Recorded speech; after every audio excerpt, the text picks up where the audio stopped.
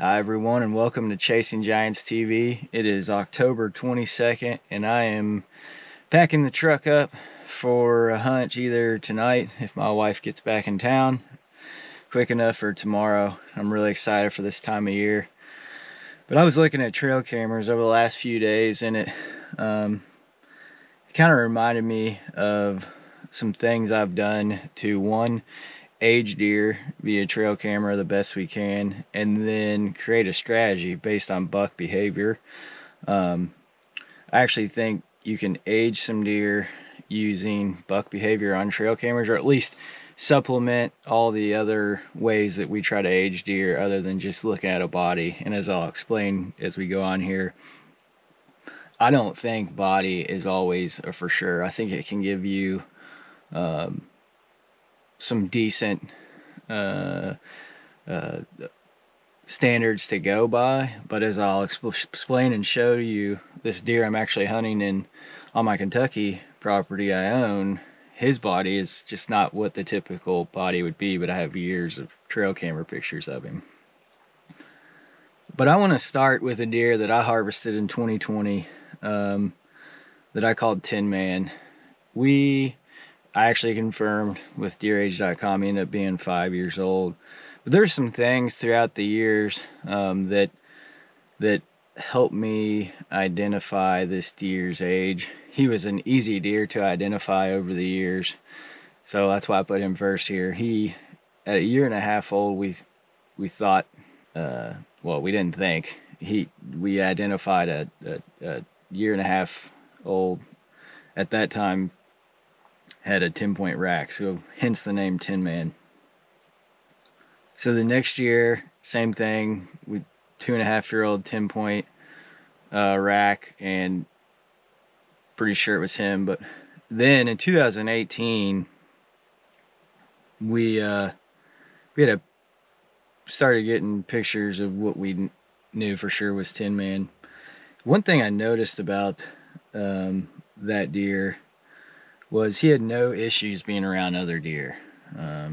We saw him several times that year, and minus the hardcore rutting activities, August, September, even October and December, he would be around other deer. So if you look at this deer, you could think, okay, you could argue he's 3, you could argue he's 4, but that really helped us with that kind of behavior that we've noticed over the course of time. We kind of pushed him back and said, okay, we think he's a 3-year-old. Hence why in 2019 we let him go. We were trying to let him get to 5 just to see how big he would get. One thing we noticed in 2019, and I've noticed this through all the trail camera pictures and data I keep spreadsheets. I'm just a freak about that, is once they turn 4, they start becoming a recluse in my mind, way more than they would in their 3.5-year-old year. That doesn't mean that they're always by themselves. That means there's different things they do. In Tin Man's case, he literally would be by himself in almost all the pictures. Even in the summer pictures when bucks are backshot up, he never would be. In 2020, you can see his reclusiveness continued on these trail camera pictures, but I want to push this into strategy real quick, especially with a deer like him. And again, this doesn't go for all bucks. I'll show you with Tatum's buck that I'm hunting this year, how this particular part doesn't equate to him wholeheartedly. But because of Tin Man's reclusiveness, I knew I wasn't going to get a daylight shot of him out on like a food plot where I would some other deer. He was constantly in pictures no matter where they were. There was no other deer, and there wasn't deer that would come on that trail camera even close to him in time. So I ended up shooting him on a kind of a bench, not a spot we see a whole lot of other deer. Had a few oaks. He was traveling from what his known bedding into kind of a hardwood ridge, and again, it's a spot where we don't see very many deer. All right, the next buck is a buck that I call Tatum's buck. It's actually the buck that I'm hunting this year. One thing I want to point out with this deer is his body's never been big. I personally think he's a 5-year-old this year and feel pretty good about it. I am going to send his teeth in. But you can see definitely him in 2023. Last year's the picture that threw us for a loop is because he grew a bunch on it as far as his antlers go, but his body in the summer still looked hunched up. However, we got some pictures of him in November, and obviously I know deer get rutting, testosterone flowing through him, but it made me feel a little bit better. But he still has always had a small body, which you'll be able to see even on the pictures this year. One thing about this deer is I noticed in 2023 of submissive to other deer. 2024, again, which makes me think he was a 4-year-old last year.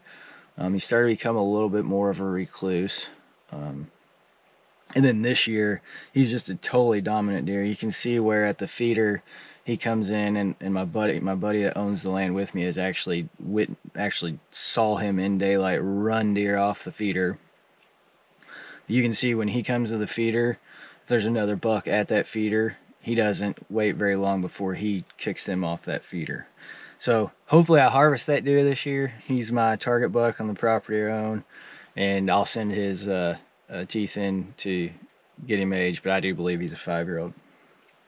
The last deer we call Mo is a deer that's on another Kentucky farm that I lease, and he was a deer I tagged last year as a 3-year-old that was a really nice 3-year-old, and he kept coming in to some maximizer mineral and corn in the summer, but he would come in behind a target deer that I ended up shooting that I called Skinny. And if you watch, I knew Skinny was 4.5. Skinny actually ended up being 5, confirmed on deerage.com. And Mo would be totally submissive to Skinny, as you can see in these pictures when they'd come up there. He came out the night that I killed Skinny in the beans. He came out like 2 hours early. You could just tell that that was because of his submissiveness. He was okay being around other deer. I just got a picture of Mo where his demeanor has totally changed. This isn't the only thing. You can see him at the corn piles. The other deer are submissive to him now, because I don't know that there's another big rival 4 or 5-year-old up in his area on that particular farm. But you can see this picture of him. He came from a scrape. You see how aggressive he got in that scrape with all the branches from the scrape tree. But anyways, we're always trying to give you guys some extra tips that, you know, help advance your land management or the total management of whatever herd you're trying to hunt. And these are just some things that I've collected and noticed over the years that really helped me and been confirmed by sending teeth out to get aged. So hopefully this helps you guys. November's almost here. Good luck in the woods, and thanks for watching Chasing Giants TV.